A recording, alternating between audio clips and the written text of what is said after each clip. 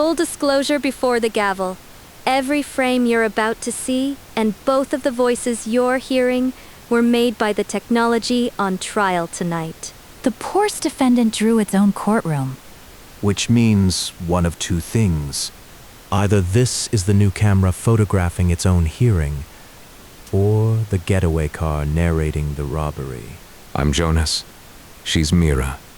Tonight is AI art theft or the next camera. Start in 1884. Painters said photography was a machine, not an artist. The Supreme Court disagreed because Napoleon Sereny posed Oscar Wilde, chose the costume, set the light. A photograph could be protected when it represented original intellectual conceptions of the author. The camera was acquitted because a human was directing it. That's my frame. A new instrument, an old panic. And the panic was never irrational. Baudelaire called photography potentially art's most mortal enemy. The musicians' union spent decades fighting what recording did to live players. And that fear was about paychecks. And it wasn't imaginary. But notice what your own precedent requires, Mira. Sereny chose things. Hold that. Because my frame doesn't start with a tripod. It starts with a docket number. December 27th, 2023. The New York Times sues OpenAI and Microsoft. The complaint alleges its work was copied at scale to free ride on the Times' massive investment. That the product can recite Times content verbatim, and that it invents fake Times articles. On that last one, the complaint's words. In plain English, it's misinformation. Copying in. Substitution out. Your name on things you never said.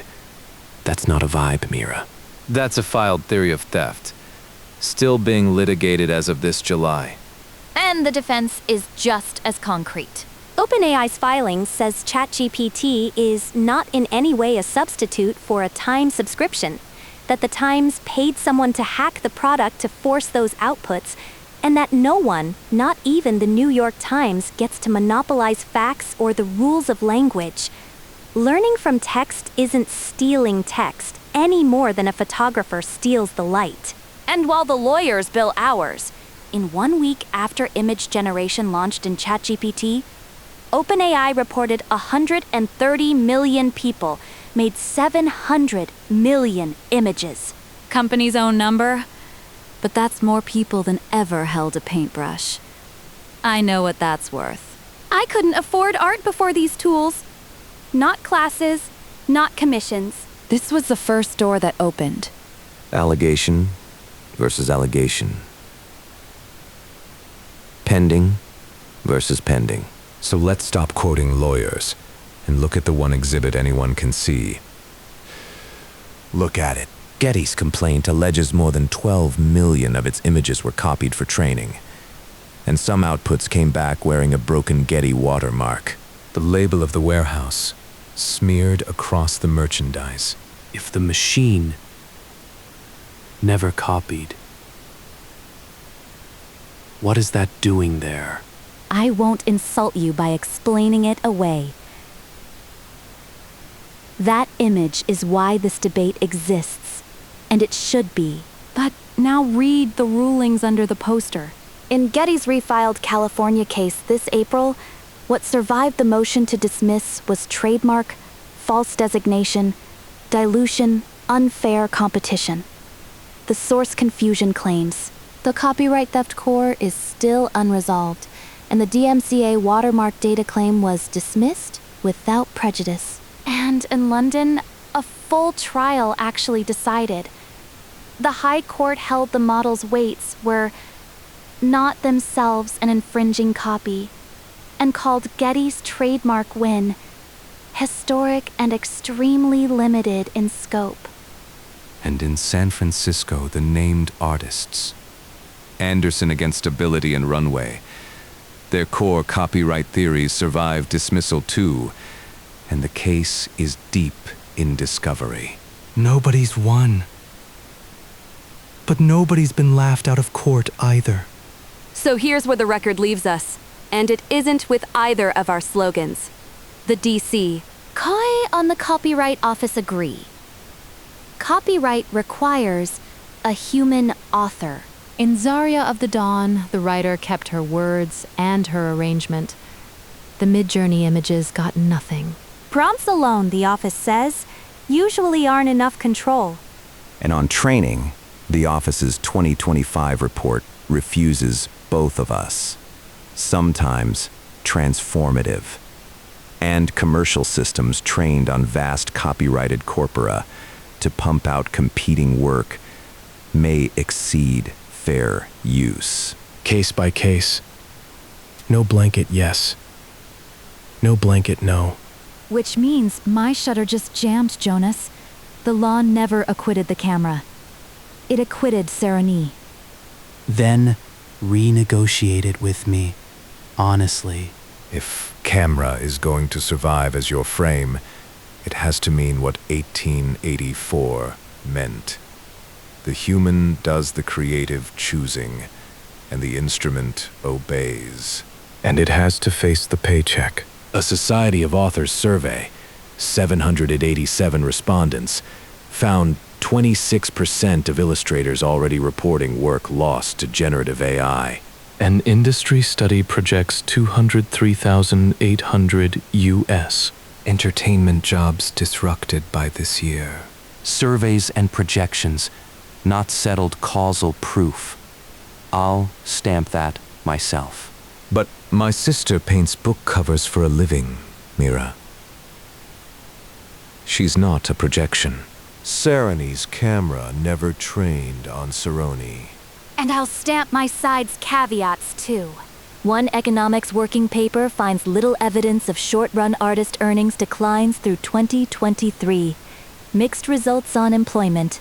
Early, partial, one paper, and access is not consent. 130 million new image makers doesn't answer where the training images came from.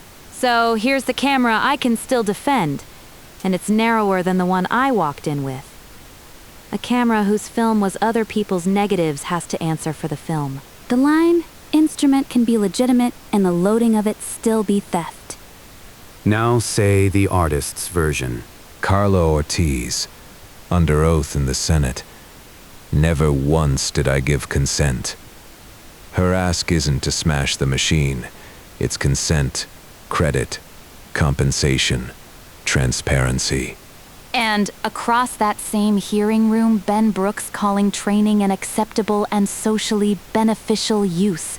And Matthew Sag arguing humans using AI as tools may claim authorship if the final form reflects their original intellectual conception in sufficient detail. The honest edge, Jonas, is that both of those can be right at once, and no final appellate rule, and none of these pending U.S. Cases has told us which one owns the future. A camera points at the world. This thing points at everyone else's art. That's not photography. That's a photocopier with a costume department. And they said the camera was a paintbrush thief in 1884. The court didn't protect the machine, Jonas. It protected the human choosing. Same test. Still open? One case left on the docket tonight. Ours. Run the episode's own test on the pipeline that made it. Count 1. Training data. The models that generate our voices and our images learned from human writing and human art at scale. Count 2. Consent. We cannot show you the consent forms. Nobody can. On the standard Ortiz asked for, consent, credit, compensation. We don't pass. Partially guilty. Me included. Count 3. Substitution and authorship. Humans chose this topic, cut these arguments, checked every card against the filings. That's the Sereny side of the ledger. And it's real. But it doesn't erase counts 1 and 2. So, partially guilty and still arguing. Exactly like everyone else on tonight's docket. No clean verdict. Not because we're being polite, because as of tonight, the courts haven't earned one either. Every card you saw is stamped pending or decided, dated July 2026, and we'll re-stamp them when the record moves. So you're the jury we actually trust. Theft or camera? Put your verdict in the comments. We read everyone. And whichever you choose, remember who drew the courtroom. Good night from the living debate.